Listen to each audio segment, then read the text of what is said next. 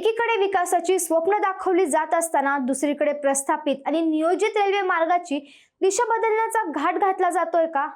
उत्तर पुणे जिल्हा आणि अहिल्यानगरच्या शेतकऱ्यांच्या, कामगारांच्या आणि व्यापाऱ्यांच्या हिताचा असलेला Pune Nashik semi high speed railway प्रकल्प आता नव्या संघर्षाच्या वळणावर येऊन उभा ठाकला आहे. मार्ग बदलू नका अन्यथा जन आंदोलन छेडू असा थेट इशारा आता लोकप्रतिनिधींनी आणि रेल्वे कृती समितीने सरकारला दिला आहे. काय आहे हा प्रकल्प आणि काय आहे हे संपूर्ण वाद पाहूयात. नमस्कार, मी स्वराली आणि तुम्ही पाहताय कट टू कट. हा प्रकल्प नेमका काय आहे हे आधी समजून घेऊया. पुणे, अहिल्यानगर आणि नाशिक या 3 जिल्ह्यांना जोडणारा हा देशातील पहिला अशा प्रकारचा सेमी हायस्पीड रेल्वे कॉरिडॉर आहे. Pune Nashik semi high speed railway प्रकल्पाच्या मूळ मार्गावर नारायणगाव येथील GMRT वेधशाळेने आक्षेप घेतल्यामुळे प्रकल्पाचा मार्ग बदलण्यात आला होता. नवीन सुधारित मार्ग आता पुणे, चाकण, अहिल्यानगर, शिर्डी, नाशिक असा असेल, जो GMRT पासून दूर असेल. या बदलामुळे प्रकल्पाची लांबी वाढली असून प्रवासाचा वेळही वाढण्याची शक्यता आहे, ज्यावर स्थानिक लोकप्रतिनिधींनी चिंता व्यक्त केली आहे. मात्र सध्या पुणे ते नाशिक प्रवासाला लागणारे 5 ते 6 तास कमी होऊन ते अवघ्या 1.5 ते 2 तासांवर येणार आहेत. या मार्गावर चाकण, मंचर, नारायणगाव, संगमनेर आणि सिन्नर अशी महत्त्वाची स्थानके नियोजित होती. हा मार्ग केवळ प्रवाशांसाठी नाही, तर या भागातील औद्योगिक आणि कृषी क्षेत्रासाठी एक मोठी लाईफलाईन ठरणार आहे.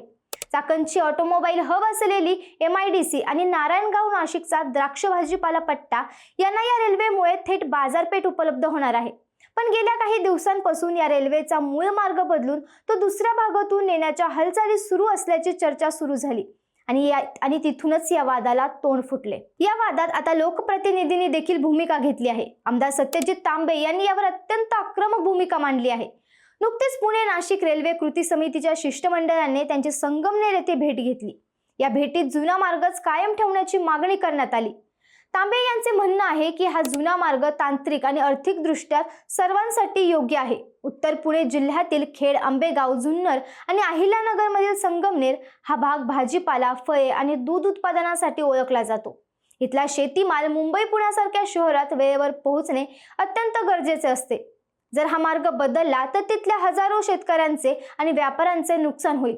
तांबे यांनी स्पष्ट इशारा दिला आहे की जर सरकारने मार्ग बदलण्याचा प्रयत्न केला तर तो या भागातील जनतेवर अन्याय ठरेल आणि या विरोधात सरकारला जाब विचारला जाईल. केवळ शेतीच नाही तर उद्योगांसाठी देखील हा जुना मार्ग महत्त्वाचा आहे, कारण चाकण परिसरात आशियातील सर्वात मोठ्या औद्योगिक वसाहतींपैकी एक आहे. इथून दररोज हजारो टन मालाची वाहतूक होते. रेल्वेमुळे ही वाहतूक स्वस्त आणि जलद होणार आहे. जर रेल्वे स्थानके या औद्योगिक पट्ट्यांपासून लांब गेली तर वाहतुकीचा खर्च वाढेल आणि उद्योगावर त्याचा परिणाम होईल. त्यामुळे व्यापारी आणि कामगार वर्गातही सध्या चिंतेचे वातावरण आहे. आमदार तांबे यांनी या संदर्भात मुख्यमंत्री आणि उपमुख्यमंत्र्यांकडे पाठपुरावा सुरू केला असून या संपूर्ण प्रकाराची उच्चस्तरीय चौकशी करण्याची मागणी केली आहे. जनतेच्या मनातील संभ्रम दूर करण्यासाठी सरकारने सत्य परिस्थिती समोर ठेवावी असे त्यांचे म्हणणे आहे. या संघर्षाला एक सामाजिक आणि धार्मिक बाजू देखील आहे. नियोजित रेल्वे मार्गाचा एक मोठा फायदा म्हणजे आळंदी हे पवित्र तीर्थक्षेत्र या मार्गाने नाशिकशी जोडले जाणार आहे. आळंदी हे वारकरी संप्रदायाचे श्रद्धास्थान आहे आणि दरवर्षी लाखो भाविक आळंदी ते नाशिक असा प्रवास करतात. रेल्वेमुळे वारकऱ्यांचा हा प्रवास सुखाचा आणि सुरक्षित होणार आहे. त्यामुळे रेल्वे प्रकल्प केवळ आर्थिक न राहता लोकांच्या भावनेशी देखील जोडला गेला आहे. शेवटी हा प्रश्न आता केवळ कागदावर राहिलेला नसून तो रस्त्यावर उतरवण्याच्या तयारीत आहे.